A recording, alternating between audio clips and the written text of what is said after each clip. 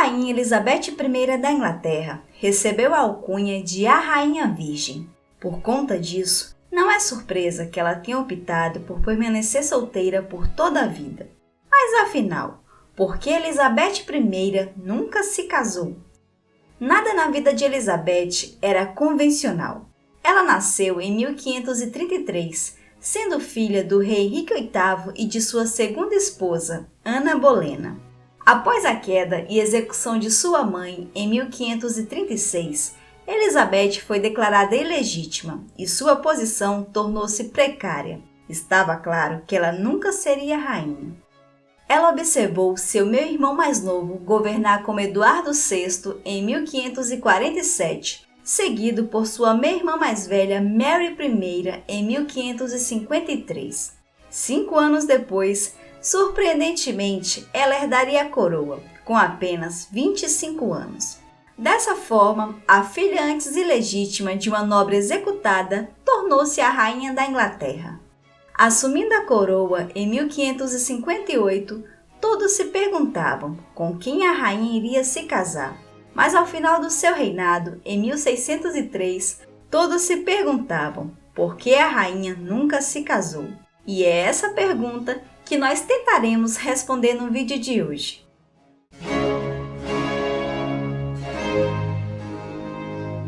Henrique VIII, o pai da rainha Elizabeth I, acabava com seus casamentos com a mesma rapidez com que os arranjava. Quando criança, Elizabeth testemunhou os perigos dessas uniões.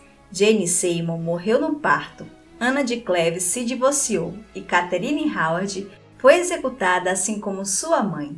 No entanto, a decapitação de Catherine Howard em 1542 aparentemente deixou uma impressão profunda e perturbadora em Elizabeth. Isso levou a princesa de apenas 8 anos a jurar: "Eu nunca vou me casar". Quando Henrique VIII faleceu em 1547, sua sexta e última esposa, Catarina Parr, assumiu a tutela de Elizabeth, que tinha apenas 14 anos. Catarina se casou com Thomas Seymour, que então voltou suas atenções para a enteada adolescente de sua esposa. Circulavam rumores sobre o interesse de Seymour pela princesa, levando a governanta de Elizabeth a atestar. Ele vinha muitas manhãs ao quarto de Lady Elizabeth, antes que ela estivesse pronta e algum tempo antes de ela se levantar.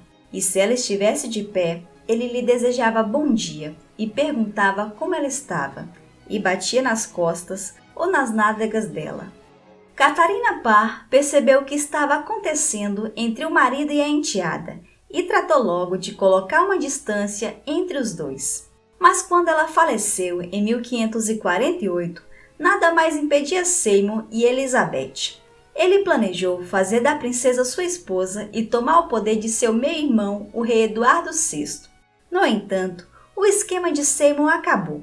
Ele foi preso e executado antes que pudesse encurralar Elizabeth para o casamento.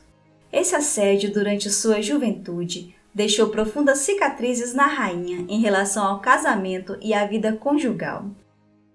Outro fato que contribuiu para que Elizabeth nunca se casasse foi o casamento desastroso de sua irmã, a rainha Mary Tudor. A meia-irmã mais velha de Elizabeth tornou-se rainha da Inglaterra em 1553. Mary reviveu o catolicismo na Inglaterra e, para selar o acordo, tomou um marido católico, Filipe da Espanha. O casamento foi impopular na Inglaterra. Muitos protestantes temiam que o casamento de Mary com Filipe alterasse o cenário religioso na Inglaterra. A xenofobia da era Tudor também estava bem viva, e muitos também acreditavam que Filipe exercia uma influência estrangeira indesejável sobre o reino. As preocupações com a influência de Filipe foram tão intensas que levaram a um levante de curta duração. O casamento de Mary foi uma advertência para sua irmã mais nova. Elizabeth pode ter raciocinado que era melhor ficar sozinha do que se casar com um príncipe errado.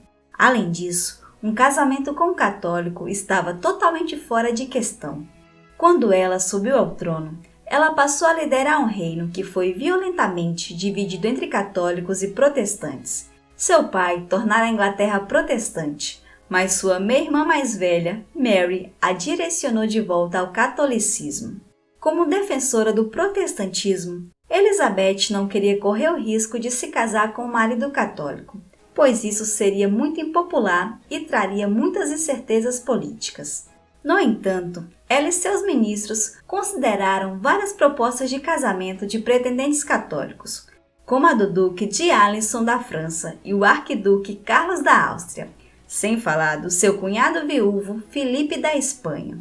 Alguns dos potenciais pretendentes de Elizabeth vieram da aristocracia do reino. O principal deles era Robert Dudley, a quem ela era profundamente ligada. Escolher um marido na aristocracia inglesa colocava em risco o partidarismo na corte, pois elevaria uma família em detrimento de outras. Dessa forma, elevar uma família em detrimento de outras e causar divisões na corte não era um risco que ela queria correr. Ela até poderia se casar, mas não seria com o inglês. Esta foi uma lição que Elizabeth aprendeu bem. Seu pai, Henrique VIII, havia tomado nada menos que 4 esposas de famílias de proprietários rurais na Inglaterra: Jane Seymour, Catherine Howard, Catarina Parr e Ana Bolena. A cada novo casamento, as outras famílias na corte se dividiam e se realinhavam para disputar favores e minar umas às outras. Outro fato muito importante é que, ao se casar, ela teria que dividir o poder com o marido, pois a reivindicação dela ao trono não era tão sólida, pois Henrique VIII havia declarado que ela era ilegítima em 1536. Então, um casamento poderia reduzir ainda mais a autonomia dela. Embora fosse filha do rei Henrique VIII, Elizabeth provavelmente teria perdido alguma autoridade para o marido.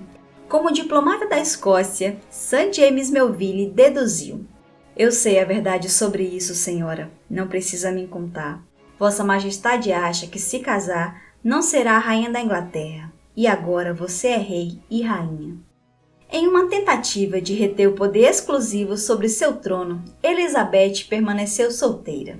No âmbito pessoal, ela acreditava que o casamento era algo muito instável. Claro que seu pai foi um grande exemplo para ela se manter distante do matrimônio. Das 6 esposas de Henrique VIII, ele divorciou-se de 2 delas, executou mais 2 e perdeu uma para o parto. É possível que a vida romântica turbulenta de seu pai tenha induzido Elizabeth a se concentrar nos perigos e não nos prazeres da vida de casado. Na mesma linha, a prima e rival de Elizabeth, Mary Stuart, rainha da Escócia, também demonstrou que o casamento era arriscado. 2 dos 3 maridos de Mary causaram problemas na política. Seu segundo marido, Lord Dudley, irritou a aristocracia escocesa, e seu terceiro marido, Lord Bothwell, ajudou a acelerar a deposição de Mary. Com esses exemplos, era presumível que ela temesse o casamento. Elizabeth também foi muito inteligente ao usar sua solteirice como moeda diplomática. Ela não recusava as propostas de casamento. Ela concordava em se encontrar com possíveis maridos e discutia a possibilidade de casamento. Participar de negociações de casamento permitiu que ela e seus ministros abrissem canais diplomáticos com outros reinos. A possibilidade de intermediar uma aliança matrimonial com Elizabeth também encorajou os líderes estrangeiros a agirem com tato, em vez de agressividade em suas políticas em relação à Inglaterra. Assim, sua mão estando disponível, era uma boa chance de resolver conflitos com outras nações por meio da diplomacia. E por último, estar solteira permitiu que Elizabeth se retratasse como a noiva do reino e rainha virgem. Ela adotou estrategicamente seu status de solteira e usou para reformular em termos bíblicos e mitológicos. Ela construiu a imagem de si mesma como a rainha virgem. Ela usou essa imagem para criar seu próprio culto à personalidade e deslumbrar seus temas. A rainha também enfatizou a ideia de que ela era, na verdade, uma mulher casada, como ela proclamou ao parlamento: "Já sou casada com o reino da Inglaterra, quando fui coroada com este anel, que carrego continuamente como símbolo dele." Ao se posicionar como noiva de seu reino, Elizabeth planejou um papel simbólico para si mesma, que transcendeu os limites do casamento terreno e a projetou para a posteridade como a rainha lendária. Eu sou a professora Zilmar. Então, gostou do vídeo? Se sim, não esqueça de deixar seu like, compartilhar com seus amigos e comentar no vídeo abaixo. Até o próximo! Tchau!